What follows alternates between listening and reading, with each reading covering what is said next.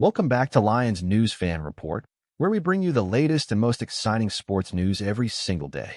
And today, we've got something that could have massive implications for the future of the Detroit Lions and possibly signal how this franchise plans to evolve in 2025 and beyond. NFL Films senior producer and one of the most trusted voices in football analysis, Greg Cosell, has just broken down the Detroit Lions 2025 draft class for DetroitLions.com for the 13th consecutive year. That's right. 13 years of detailed, honest, and film-backed assessments from a man who's watched more tape than most coaches. But what did he see this time? And could one particular pick hint at a seismic shift in the Lions' offensive identity? Today, we're diving deep into his analysis, especially focusing on one name that's generating real buzz. Tate Ratledge, the powerful interior offensive lineman out of Georgia, selected by the Lions in the second round with the 57th overall pick. Cosell didn't mince words when describing Ratledge. He praised his run-blocking dominance, competitive edge, and physicality, but also pointed to areas of concern, especially in pass protection. So what does this really mean for the Lions' offensive line? Could Ratledge be a starter on day one? Or are we looking at a developmental piece for the future? We want to break it all down right now. Let's set the stage. The Detroit Lions are coming off a transformative couple of seasons. They've rebuilt the culture, turned heads around the league, and look every bit like a team on the cusp of something special.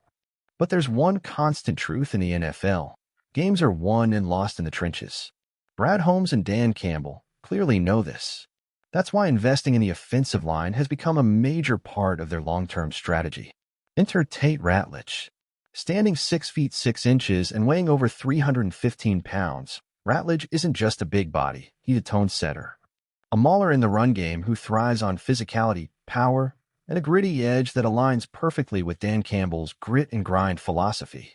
According to Cosell, Ratledge's tape from Georgia in 2023 and 2024 paints the picture of a consistent and efficient right guard who executed his duties in both the run and pass games.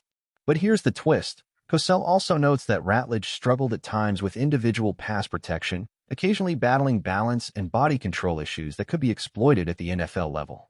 And that opens the door to a much bigger conversation. Could this pick signal that the Lions are prioritizing a more run-heavy approach in 2025? With Jahmyr Gibbs and David Montgomery already forming one of the most dynamic backfields in the league, is Ratledge being brought in as a run-game enforcer to pave the way for 30-plus rush attempts per game? Or is this a strategic long-term investment, knowing that veteran starters like Graham Glasgow may not be around much longer? Some insiders believe that Ratledge could push for a starting job sooner than expected, especially if the Lions want to lean into a more physical, downhill rushing identity. But others suggest he might need time to refine his technique, especially in pass protection, before he's truly ready to protect Jared Goff on critical third downs. Now let's zoom out a bit. This isn't the only player Cosell evaluated. In fact, he broke down 5 of Detroit's 7 draft picks this year. But interestingly, Ratledge stood out not just for what he is, but for what he represents. This is a pick that feels like a statement, a declaration that the Lions aren't done building in the trenches. They're doubling down on physicality. They're gearing up for playoff football. And they're doing it with players who embody that gritty, aggressive mindset. Cosell emphasized Ratledge's ability to finish blocks with a competitive edge. He talked about his power on base and drive blocks. And he highlighted his identity as a physical and competitive lineman. That kind of language isn't just coach speak. It's how teams talk about foundational pieces, players you can build around, even if they're not perfect today. So here's the real question. Is Tate Ratledge the next piece in what could become the best offensive line in football? If you look at the Lions roster, the foundation is already in place. Penei Sewell is a superstar. Frank Ragnow is an anchor at center. Taylor Decker remains rock solid. Jonah Jackson has been a key contributor. Now imagine adding a high-upside guard like Ratledge into that mix, someone who can grow, develop, and eventually take over a starting spot with physicality and edge. It's not hard to picture this unit becoming a nightmare for opposing defenses. But there's also the uncertainty. What happens if Ratledge's pass protection issues persist? In today's NFL, interior pressure is deadly. One blown block on 3 and 7 can change a game. Are the Lions willing to take that risk in the short term? Or is this all part of a bigger, long-term play? Cosell's track record suggests we should pay attention to the subtleties in his evaluations. When he says Ratledge must continue to improve his balance and body control, that's not just filler. It's a warning, but also a challenge. One that Ratledge will have to answer as he transitions to the pro level. And fans? Well, let's just say opinions are mixed. Some Lions fans are thrilled about the pick. They see Ratledge as a bulldozer, the kind of player who could dominate in cold weather games down the stretch. Others are a bit more cautious, wondering if the Lions passed on bigger needs in other areas of the roster, like cornerback or edge rusher, to take a player who might not start right away. But then again, isn't that exactly how smart teams draft? They think long-term. They stack strength on top of strength. They build from the inside out. And if Ratledge turns into a reliable starter in year 2 or 3, this pick could look like a steal, especially at 57 overall.